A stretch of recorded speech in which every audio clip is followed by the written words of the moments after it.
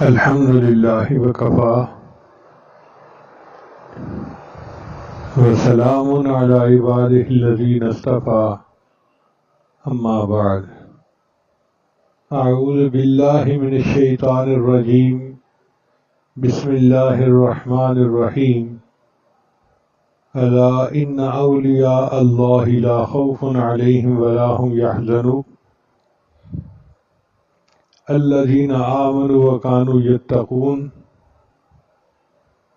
لهم البشرى في الحیاة الدنیا وفي الآخرة لا تبدیل لکلمات اللہ ذلك هو الفوز العظیم سبحان ربک رب العزت عما یصفون وسلام علی المرسلین والحمد للہ رب العالمین۔ اللہ تعالیٰ سے قرب کے دو راستے ہیں، ایک ہے ولایت اور دوسرا ہے نبوت۔ ولایت کسبی ہے، کسبی سے مراد یہ کہ محنت سے حاصل کی جا سکتی ہے، اور نبوت وہبی ہے، اللہ نے جسے چاہا نبوت عطا فرمائی۔ ولایت کا دروازہ کھلا ہے، نبوت کا دروازہ اللہ نے نبی علیہ السلام پر بند فرما دیا۔ جیسے ایک آدمی چاہے کہ میں پہلوان بنوں، اچھی غذا کھائے، روزانہ ورزش کرے، تو چند دنوں میں وہ پہلوان بن جائے گا۔ یہی معاملہ ولایت کا ہے کہ جو بندہ چاہے کہ مجھے اللہ کا قرب ولایت کا مل جائے، وہ تقوی اختیار کرے، گناہوں سے بچے، اسے اللہ کا قرب مل جاتا ہے۔ عام طور پر لوگ سمجھتے ہیں کہ ولی وہ لوگ ہوتے ہیں جو الگ مخلوق ہوتے ہیں، ہوا میں اڑتے ہیں، پانی پہ چلتے ہیں، وہ خوارق کی عادت ہوتی ہے، ورنہ وہ ہمارے جیسے ہی ایک بندے ہوتے ہیں، مگر انہوں نے اپنے آپ کو اللہ کے حکموں کے سامنے جھکا دیا ہوتا ہے، اپنی زندگی سے معصیت کو نکال دیا ہوتا ہے، اللہ کے مقبول بندے بن جاتے ہیں۔ یہاں ایک سوال پیدا ہوتا ہے کہ جو اولیاء اللہ ہیں ان کی نشانیاں کیا ہیں؟ سب سے پہلی نشانی کہ ان کے چہروں کو دیکھو اللہ یاد آتا ہے۔ اذا رؤوا ذکر اللہ، نبی صاحب نے فرمایا کہ ان کے چہروں کو دیکھو اللہ یاد آتا ہے، یہ ان کی پہلی نشانی ہے۔ ان کے دل میں جو اللہ کی محبت ہوتی ہے وہ ان کے چہروں سے جھلکتی ہے۔ جو تہجد کی ان کی برکات ہوتی ہیں، اللہ ان کے چہرے پہ سجا جاتے ہیں، پر نور چہرہ، ایسا چہرہ اپنائیت محسوس ہوتی ہے، محبت محسوس ہوتی ہے۔ جس طرح لوہا مقناطیس کی طرف کھنچتا ہے، بندہ اس طرح اولیاء اللہ کو دیکھ کے ان کی طرف کھنچ رہا ہوتا ہے، دل کھنچ رہا ہوتا ہے، وہ دلوں کے مقناطیس ہوتے ہیں۔ دوسری نشانی کہ ان کو موت بہت پسند ہوتی ہے۔ اللہ فرماتے ہیں قُلْ يَا أَيُّهَا الَّذِينَ هَادُوا إِن زَعَمْتُمْ أَنَّكُمْ أَوْلِيَاءُ لِلَّهِ مِن دُونِ النَّاسِ فَتَمَنَّوُا الْمَوْتَ إِن كُنتُمْ صَادِقِينَ۔ موت انہیں کیوں پسند ہوتی ہے؟ کہ ان کو پتہ ہوتا ہے کہ مرنے کے بعد ہمیں اللہ کا دیدار نصیب ہوگا، اللہ سے ملاقات ہوگی، تو ان کا دل چاہتا ہے کہ بس یہ دنیا کے امتحان ختم ہو، موت آئے اور مجھے میرے اللہ سے ملا دے۔ حدیث مبارکہ میں الموت جسر یوصل الحبیب الی الحبیب، موت ایک پل ہے، ایک دوست کو دوسرے دوست کے ساتھ ملا دیتی ہے۔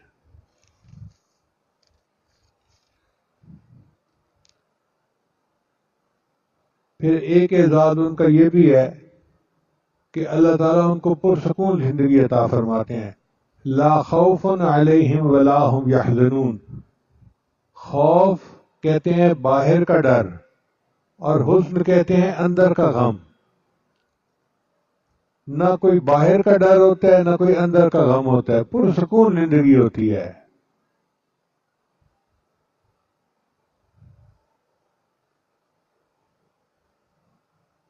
بعض علماء نے خوف اور حزن میں فرق یہ کیا کہ خوف کہتے ہیں الفکرۃ علامات، کسی آنے والی پریشانی اس کے اوپر بندے کو خوف ہونا، اس کو خوف کہتے ہیں. اور حزن کہتے ہیں الحسرت علامہ فات، جو ہو گیا اس کے اوپر حسرت. ان کو نہ حسرت ہوتی ہے نہ خوف ہوتا ہے. بعض نے فرمایا کہ جو اپنے بارے میں ہو اس کو خوف کہتے ہیں، اور جو کسی دوسرے کے بارے میں ہو اس کو حزن کہتے ہیں. اس لیے سیدنا صدیق اکبر جب غار ثور میں نبی علیہ السلام کے ساتھ گئے تو اللہ نے فرمایا اپنے حبیب کے حوالے سے لا تحزن ان اللہ معنا. لا تخف نہیں فرمایا کہ خوف نہ کر، لا تحزن غصہ نہ کر، اس لیے کہ ان کو اپنا ڈر نہیں تھا، ان کو نبی علیہ السلام کا غم تھا کہ یہ کافر جو ہیں کہیں میرے محبوب تک رسائی حاصل نہ کر سکیں. تو بہرحال اولیاء اللہ کی یہ نشانی، نہ کوئی خوف ہوتا ہے نہ کوئی حزن ہوتا ہے، پرسکون زندگی ہوتی ہے. ایک بزرگ فرمایا کرتے تھے کہ اللہ نے اپنے اولیاء اللہ کے سینوں میں جو سکون رکھا ہوتا ہے، اگر اس کی زکوٰۃ نکالی جائے اور شہر کے پریشان لوگوں میں تقسیم کی جائے تو کوئی پریشان بچے ہی نہیں.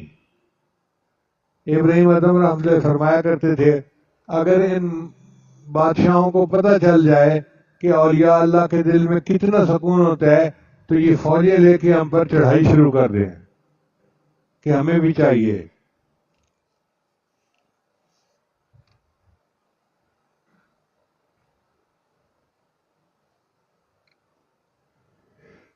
مشہور واقعہ ہے، ایک بزرگ تھے، ان سے بادشاہ وقت کسی وقت ناراض ہو گیا کسی بات پہ. اس نے فیصلہ کیا کہ میں ان کو 3 دن کے بعد بھوکے شیر کے آگے ڈلوا دوں گا. اس زمانے میں سزا دینے کی مختلف نوعیتیں ہوتی تھیں. کسی کو درے لگوائے جاتے تھے، کسی کو پھانسی چڑھایا جاتا تھا، اور کسی کو شیر کے آگے ڈالتا تھا اور شیر کو 2-3 دن بھوکا رکھا جاتا تھا. اب بتائیں جس بندے کو بتا دیا گیا ہو کہ آپ کو 3 دن کے بعد بھوکے شیر کے آگے ڈال دیا جائے گا، اس کا کیا غم سے حال ہوتا ہے. مگر وہ پرسکون اللہ کی یاد میں ہے. چنانچہ جب 3 دن کے بعد شیر کو چھوڑا گیا تو شیر ان کے قریب آیا اور اس نے آ کے ان کے پاؤں چاٹنے شروع کر دیے. تو وزیر نے بادشاہ وقت کو مشورہ دیا کہ یہ کامل بندہ ہے اور ہم اس کی بے ادبی کر رہے ہیں، ایسا نہ ہو کہ ہم پر اللہ کا عذاب آ جائے، معافی مانگ لو. تو بادشاہ نے ان سے معافی مانگی اور ان کو گھر بھیج دیا. اب بیوی صاحبہ تو رو دھو رہی تھی کہ میرے خامند کو شیر کے آگے ڈال دیا، میں بیوہ ہو گئی.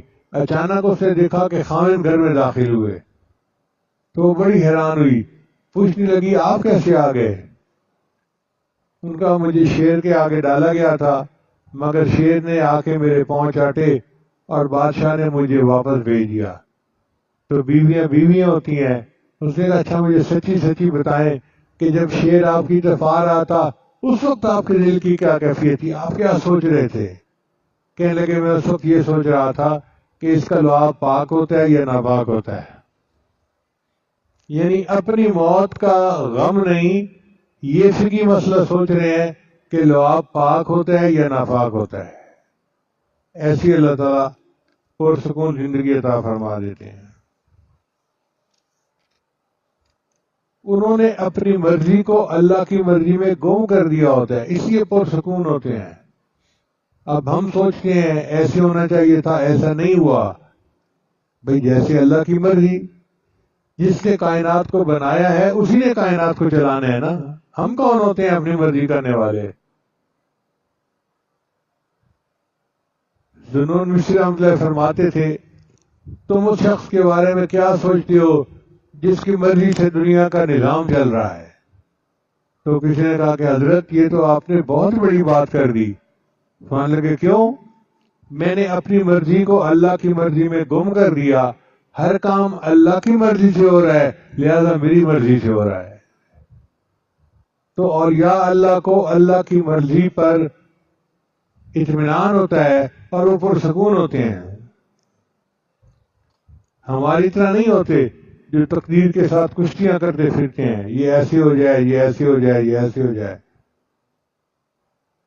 پھر ایک اعزاز اولیاء اللہ کو یہ بھی ملتا ہے، اللہ ان کی گناہوں سے حفاظت فرماتے ہیں. اللہ تعالیٰ فرماتے ہیں اللہ ولی الذین آمنوا یخرجہم من الظلمات الی النور. اللہ ایمان والوں کا دوست ہے، ان کو اندھیرے سے نکال کر روشنی کی طرف لاتا ہے. تو اللہ اپنے اولیاء کو گناہوں سے محفوظ فرماتے ہیں.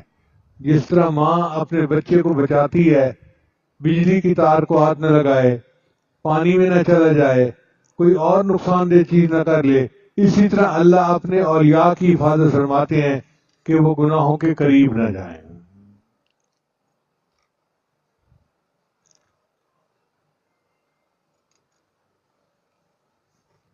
یہاں ایک فرق سمجھ لیجئے کہ اللہ تعالیٰ اولیاء کی حفاظت کرتے ہیں کہ وہ گناہوں کے قریب نہ جائیں، اور انبیاء جو کہ معصوم ہوتے ہیں اللہ گناہوں کو ان کے قریب نہیں آنے دیتے. چنانچہ یوسف علیہ السلام کے بارے میں اللہ فرماتے ہیں کذالک لنصرف عنہ السوء والفحشاء. ہم نے سوء اور فحشاء کو اپنے یوسف سے الگ رکھا کہ تم جا ہی نہیں سکتے ان کے قریب. یہ معیار ہے زندگی کا، یہ معصوم ہستیاں ہیں. تو انبیاء کے قریب گناہوں کو نہیں آنے دیتے اور اولیاء کو گناہوں کے پاس نہیں جانے دیتے، حفاظت فرماتے ہیں. پھر اولیاء اللہ کا ایک تیسرا معاذ یہ ہوتا ہے اعزاز کے، جو ان سے دشمنی کرتا ہے وہ گویا اللہ سے دشمنی کر رہا ہوتا ہے. حدیث قدسی میں اللہ تعالیٰ فرماتے ہیں من عاد لی ولیا فقد آذنتہ بالحرب. جس نے میرے ولی سے دشمنی کی میرا اس کے ساتھ اعلان جنگ ہے. اب بتائیے کہ اللہ کے ساتھ اعلان جنگ ہو جانا، اللہ فرماتے ہیں اعلان جنگ ہے میرا اس کے ساتھ. حضرت مولانا حسین مدنی رحمۃ اللہ علیہ تقسیم کے خلاف تھے. یہ جو پاکستان اور انڈیا کی تقسیم ہوئی تو مسلم لیگ کے کچھ لوگ ان کے بہت مخالف تھے.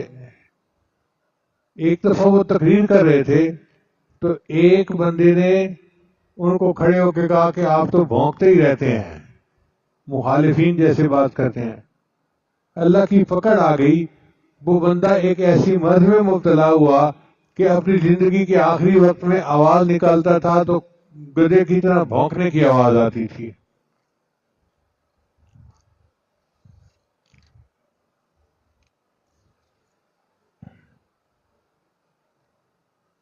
حضرت مولانا قاسم نانوتوی رحمۃ اللہ علیہ اولیاء میں سے تھے، مگر کچھ بدعتی لوگ ان کے مخالف تھے. انہوں نے ایک دن سوچا کہ یہ بڑا ولی بنے پھرتا ہے، ہم ان کا مذاق اڑاتے ہیں. ایک بندے کو چارپائی پہ لٹایا اور جنازہ بنا کر لے کے آئے کہ ان سے جنازہ پڑھوائیں گے اور جنازہ پڑھنے کے بعد وہ اٹھ کر مردہ بیٹھ جائے گا اور ہم کہیں گے دیکھو جی یہ ہے تمہارا ولی. حضرت نانوتوی کو پتہ نہیں تھا. چنانچہ جب جنازہ لایا گیا تو انہوں نے جنازہ پڑھا دیا. اس کے بعد وہ قریب آئے کہ یہ مردہ اٹھ کے بیٹھ جائے، مگر دیکھا تو وہ مرا پڑا تھا.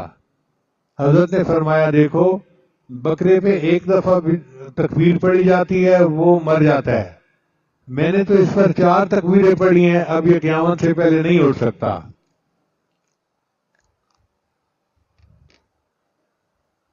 پھر اللہ فرماتے ہیں لَهُمُ الْبُشْرَى فِي الْحَيَاةِ الدُّنْيَا وَفِي الْآخِرَةِ.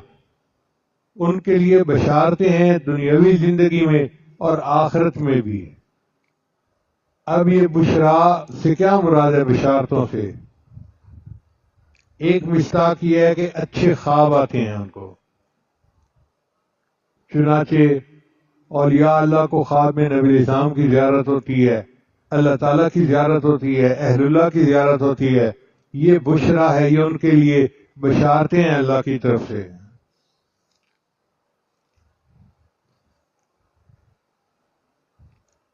امام شافعی رحمۃ اللہ جب مصر تشریف لے گئے تو ان کو خواب میں نبی علیہ السلام کی زیارت نصیب ہوئی.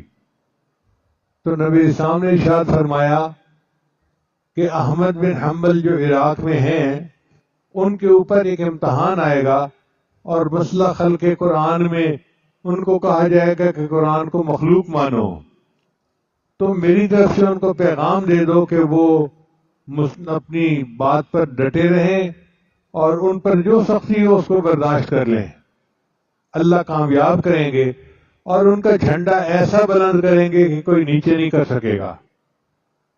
تو امام شافعی رحمۃ اللہ علیہ نے ایک خط لکھا امام احمد بن حنبل کے نام، اور ایک ربیع بن سلیمان بندہ تھا، اس کو بھیجا کہ عراق جاؤ اور امام صاحب کو یہ خط پہنچا دو۔ وہ بندہ فجر کی نماز میں پہنچا، امام صاحب سے ملاقات ہوئی تو اس نے خط پیش کیا۔ امام صاحب نے پوچھا آپ نے خط پڑھا ہے؟ کہ نہیں، مجھے منع کیا گیا تھا کہ خط نہ پڑھنا۔ تو امام صاحب نے پھر اس کی مہر توڑی اور اس کو پڑھا۔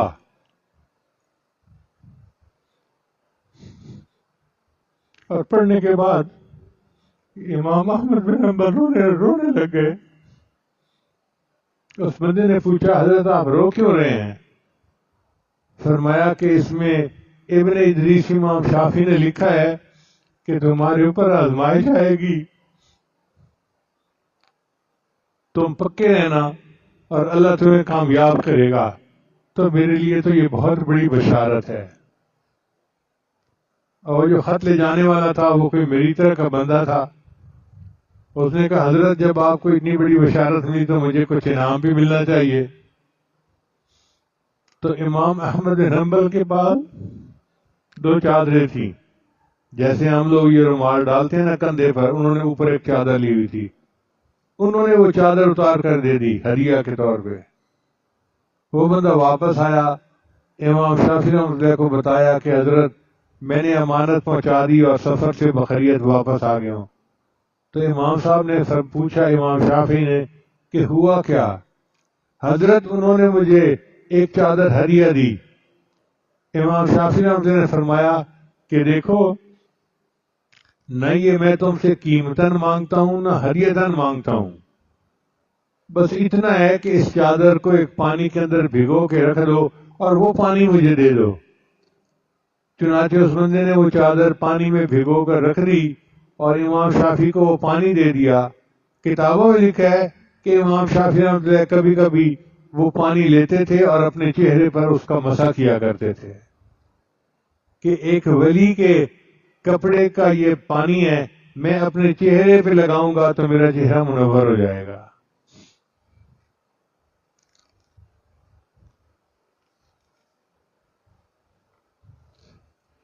بشرا کا دوسرا معنی ہے محبوبیت اور قبولیت۔ تو اللہ تعالیٰ اپنے اولیاء اللہ کو دنیا میں محبوبیت دے دیتے ہیں، ہر بندہ محبت کرتا ہے۔ بھئی یہ دور دراز سے قریب سے جو چل کے آتے ہیں، یہ کوئی دنیا کی چیز لینے نہیں آتے، اللہ نے ان کے دل میں محبت ڈالی ہوتی ہے، ایک نظر دیکھنے کے لیے ترس رہے ہوتے ہیں، ایک لمحہ پاس بیٹھنے کے لیے ترس رہے ہوتے ہیں۔ اللہ فرماتے ہیں ان الذین آمنوا وعملوا الصالحات سیجعل لهم الرحمن ودا، رحمان ان کے دلوں میں محبت پیدا کر دے گا۔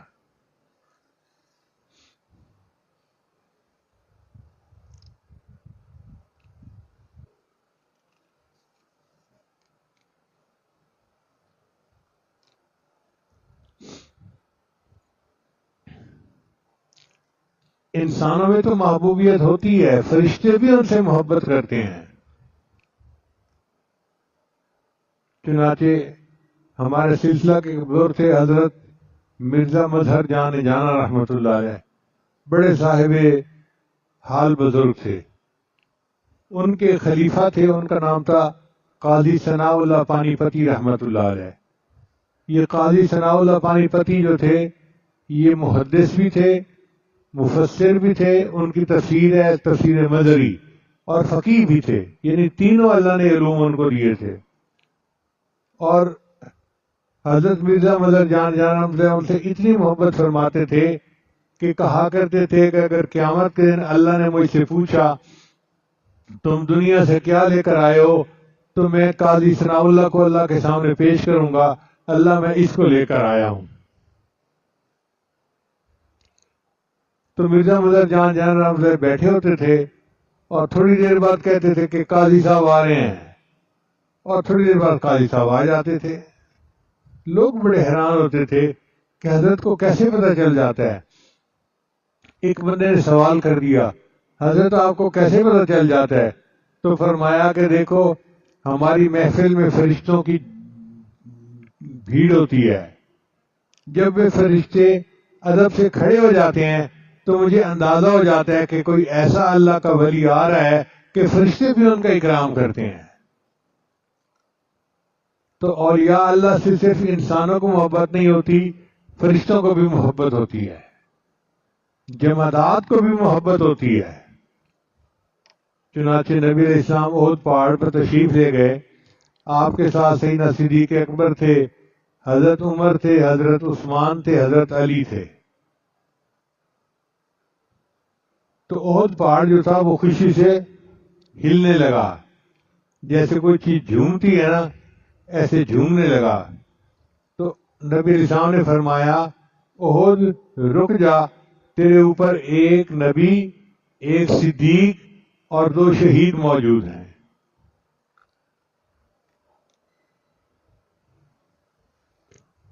پھر درندے بھی ان سے محبت کرتے ہیں۔ حضرت سفینہ رضی اللہ عنہ ایک صحابی تھے، ایک دفعہ اپنے قافلے سے پیچھے رہ گئے۔ اب جنگل تھا تو سمجھ نہیں لگتی تھی کہ جانا کہاں ہے۔ اتنے میں ان کو شیر نظر آیا، تو انہوں نے شیر کو بلایا اور کہا کہ دیکھو، میں نبی علیہ السلام کا غلام ہوں، راستہ بھول گیا ہوں، تجھے انسانوں کی بو آتی ہے، پتہ چل جاتا ہے تو مجھے قافلے تک پہنچا دے۔ تو شیر جو تھا اس نے حضرت سفینہ رضی اللہ عنہ کو اس قافلے تک پہنچا دیا۔ تو جانور بھی محبت کرتے ہیں، پہاڑ بھی محبت کرتے ہیں، فرشتے بھی محبت کرتے ہیں، انسان بھی محبت کرتے ہیں۔ ایک یہ معنی ہے بشرا کا، اور تیسرا بشرا کا معنی ہے کہ بوقت موت یا موت کے بعد ان کو بشارتیں ملتی ہیں۔ الذین تتوفاہم الملائکۃ طیبین یقولون سلام علیکم۔ اللہ ان کو ایسی زندگی دیتے ہیں کہ ملک الموت جب آتے ہیں تو آ کر ان کو سلام کرتے ہیں۔ پھر یہ جب آخرت میں جائیں گے تو اللہ ان کو سلام کریں گے، سلام قولا من رب الرحیم۔ اور یہ لوگ جب جنت میں جائیں گے تو فرشتے سلام کریں گے، سلام علیکم طبتم فادخلوها خالدین۔ کیسی زندگی ہے، فرشتے بھی سلام کر رہے ہیں، اللہ بھی سلام کر رہے ہیں، اور جنت میں بھی ان کو سلام کیا جا رہا ہے۔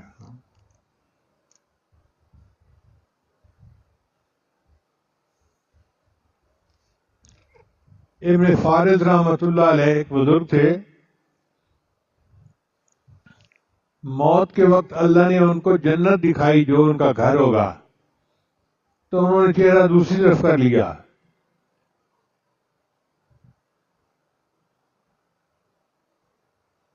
اور ایک شعر کہا، ان کان منزلتی فی الحب عندکم، اے اللہ اگر تیری محبت میں میری منزل یہ ہے، ما قد رأیت فقط ضیعت ایامی، میں نے تو زندگی ضائع کر لی، میں نے اس جنت کی خاطر تیری عبادت نہیں کی تھی، میں نے تو تیری محبت سے تیری عبادت کی تھی۔ مصر میں ان کی قبر ہے، میں وہاں گیا تو لکھا ہوا تھا سید العشاق ابن فارض رحمۃ اللہ علیہ۔ تو اللہ تعالیٰ ان کو ایسے بشارتیں دیتے ہیں۔ حضرت مولانا انور شاہ کشمیری رحمۃ اللہ علیہ بیمار تھے، آخری وقت میں ان کی زوجہ ان کے پاس تھیں۔ وہ فرماتی ہیں کہ میں نے دیکھا کہ ہمارے صحن کے اندر سفید کپڑوں میں امامہ باندھے بہت سارے لوگ ہیں۔ میں بڑی حیران ہوئی کہ طلباء کو تو اندر آنے کی اجازت نہیں، یہ کون ہے؟ پھر میں نے سوچا شاید علوم کے اساتذہ آ گئے ہوں۔ تو اتنے میں حضرت نے پانی مانگا، کلمہ پڑھا اور فوت ہو گئے۔ تب مجھے پتا چلا کہ اصل میں حضرت کی وفات کا وقت قریب تھا، اور یہ فرشتے تھے جو حضرت کو استقبال کے لیے تشریف لے آئے تھے۔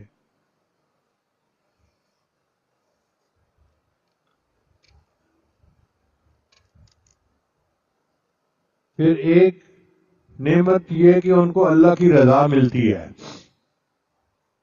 حدیث مبارکہ میں ہے کہ اللہ تعالیٰ جنتیوں کو جنت میں ہر نعمت عطا کریں گے اور جنتی خوب اس سے جو ہے مزے لوٹیں گے۔ ایک وقت آئے گا کہ اللہ تعالیٰ پوچھیں گے کہ میرے بندو تمہیں کسی اور چیز کی ضرورت ہے؟ وہ کہیں گے یا اللہ ہر چیز تو موجود ہے، ٹول خدے، کچھ اور ضرورت نہیں ہے۔ تو اللہ تعالیٰ فرمائیں گے اچھا اپنے علماء سے پوچھو۔ جنت میں بھی ہمیں علماء کی ضرورت پڑے گی، چنانچہ لوگ اپنے اپنے علماء سے پوچھیں گے کہ اللہ تعالیٰ یہ فرماتے ہیں تو ہم کیا کہیں؟ علماء کہیں گے ہاں ہر چیز مل گئی، ایک چیز کی کمی باقی ہے کہ اللہ نے اپنے راضی ہونے کا بھی اعلان نہیں فرمایا۔ تو پھر سب جنتی اللہ کے سامنے فریاد کریں گے اور اللہ پھر ان کو کہیں گے کہ میرے بندو میں تم سے راضی ہوں، اس کے بعد آج کے بعد تم سے کبھی ناراض نہیں ہوں گا۔ یہ کیسے خوش نصیب لوگ ہیں جن کو اللہ کی رضا نصیب ہو جائے گی۔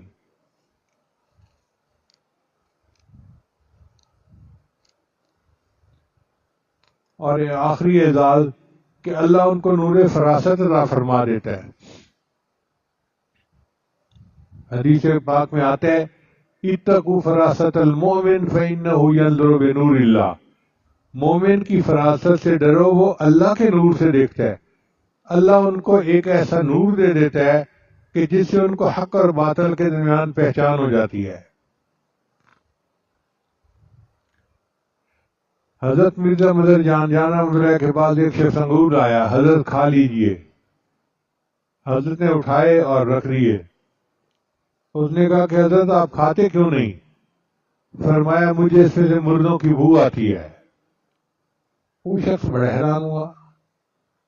پھر اس کو خیال آیا کہ میں پتہ تو کروں کہ یہ انگور آئے کہاں سے ہیں۔ دکاندار کے پاس گیا، کہاں سے لیے؟ اس نے کہا اس طرح کا ایک بندہ آتا ہے، بھیج جاتا ہے، میں لے لیتا ہوں۔ جب اس بندے کا پتہ کیا تو اس نے قبرستان کے اندر انگوروں کی بیلیں لگائی ہوئی تھی۔ قبرستان کے اندر انگوروں کی بیلیں لگیں اور ان کو اپنے منہ کے قریب جا کر پہچان ہو گئی کہ اس میں سے مردوں کی بو آ رہی ہے۔ حضرت مولانا احمد علی لاہوری رحمۃ اللہ علیہ کا یہ کشف بہت مشہور تھا۔ فرماتے تھے کہ تم حلال اور حرام چیزیں لے کر میرے پاس آؤ، میں حلال کو ایک طرف کر دوں گا، حرام کو ایک طرف کر دوں گا۔ اور یہی کیفیت حضرت خواجہ عبدالمالک صدیقی رحمۃ اللہ علیہ کی تھی۔ اللہ نے ان کو بہت کشف دیا تھا۔ حضرت مرشد عالم رحمۃ اللہ کے بڑے صاحبزادے حضرت قاسمی رحمۃ اللہ علیہ نے یہ واقعہ مجھے سنایا۔ کہنے لگے کہ ہمارے والد صاحب جو ہے وہ تبلیغی سفر پر گئے ہوئے تھے، گھر میں ہی تھا۔ حضرت خواجہ عبدالمالک صدیقی رحمۃ اللہ اسلام آباد سے واپس لوٹے اور چکوال تشریف لے آئے۔ میں بڑا خوش ہوا کہ مجھے خدمت کا موقع ملا۔ میں نے اماں جان کو بتایا کہ حضرت کے لیے کھانا بنائیں۔ اماں جی بھی بڑی خوش ہوئیں۔ جب میں کھانا لے کر گیا، دسترخوان پر رکھا تو حضرت صدیقی رحمۃ اللہ کھانا کھا نہیں رہے تھے۔ میں نے پوچھا حضرت کیا وجہ ہے، آپ کھانا نہیں کھا رہے؟ تو حضرت نے میری طرف دیکھ کر کہا تمہارے گھر میں یہ سور کیسے داخل ہوا؟ کہتے ہیں میں تو گھبرا گیا، پسینے چھوٹ گئے۔ میں نے گھر آ کے اماں جی کو بتایا کہ اماں جی حضرت مجھ سے پوچھ رہے ہیں تمہارے گھر میں یہ سور کیسے داخل ہوا؟ کہنے لگے یہ سن کے اماں جی نے اپنے ماتھے کے اوپر ہاتھ رکھا اور کہنے لگی مجھ سے غلطی ہوئی، یہ جو پڑوسن تھی نا یہ مجھ سے بڑی مدت سے کہہ رہی تھی تمہارے پیر صاحب آئیں گے تو کھانا میں پکاؤں گی، تو میں نے صلح رحمی کے طور پہ کہہ دیا تھا اچھا تم بنا دینا، یہ کھانا ہمارے گھر کا نہیں، یہ کھانا ان کے گھر کا ہے۔ پتہ چلا کہ ان کے استاد، ان کے جو ہسبینڈ تھے وہ ٹیچر تھے، مگر انہوں نے اپنے پیسے سیونگ اکاؤنٹ میں رکھے ہوئے تھے جس میں کچھ سود شامل ہو جاتا ہے۔ اس وجہ سے حضرت کو پتہ چل گیا کہ اس پیسے کے اندر حرام داخل ہے، تو حضرت نے فرمایا کہ یہ سور تمہارے گھر میں کیسے داخل ہو گیا؟ پھر اماں جی نے اپنے گھر سے کھانا بنایا اور حضرت صدیق رحمۃ اللہ نے اس کو کھایا۔ یہ اعزازات ہیں جو اللہ تعالیٰ اپنے اولیاء کو عطا فرماتے ہیں۔ ہماری دعا ہے کہ اللہ تعالیٰ ہمیں معصیت سے خالی زندگی عطا فرمائے اور ہمیں بھی اللہ تعالیٰ اپنا قرب اور اپنی ولایت کا مقام عطا فرمائے۔ حضرت مولانا عبدالحق اکوڑا خٹک والے تھے، ان کے ہاں حضرت صدیقی رحمۃ اللہ علیہ 15 دن کا اجتماع فرماتے تھے علماء کا، اور امامت خود فرماتے تھے۔ علماء تو پھر علماء ہوتے ہیں، چھوٹی سی چھوٹی چیز کو بھی نوٹ کرتے ہیں۔ تو ایک عالم نے حضرت سے پوچھا کہ حضرت، میں نے دیکھا ہے کہ جب مکبر تکبیر کہتا ہے تو آپ تھوڑے وقفے کے بعد تحریمہ باندھتے ہیں، فوری طور پہ نہیں باندھتے، اس کی کیا وجہ ہے؟ حضرت نے فرمایا مولانا آپ تو علماء ہیں، آپ کے دل میں تو کیفیت بنی ہوئی ہوتی ہے، میں ایک فقیر آدمی ہوں، میں مصلی پہ آ کے کھڑا ہوتا ہوں، جب تک مجھے اپنے سامنے بیت اللہ نظر نہیں آتا میں نماز کی نیت نہیں باندھتا۔ آپ دیکھیے اللہ نے کیسا ان کو نور عطا کیا کہ مصلی پہ کھڑے ہوتے تھے تو سامنے بیت اللہ نظر آتا تھا ان کو۔ یہ نور ایقان ہے، نور فرقان ہے جو اللہ اپنے اولیاء کو عطا فرماتے ہیں۔ دعا ہے اللہ تعالی ہمیں بھی یہ سب نعمتیں عطا فرمائے۔ وآخر دعوانا ان الحمد للہ رب العالمین۔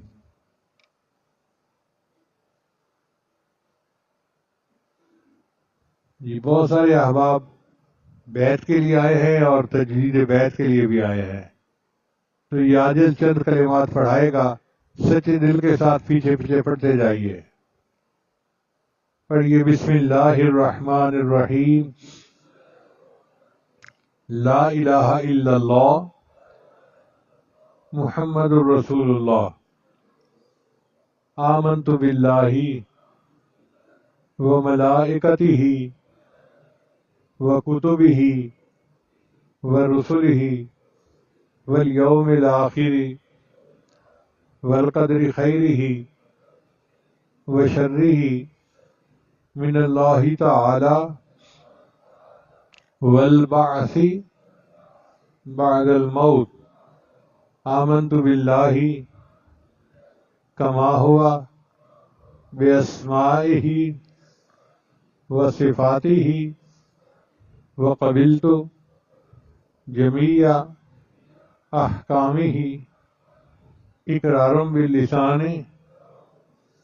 وتصدیق بالقلب۔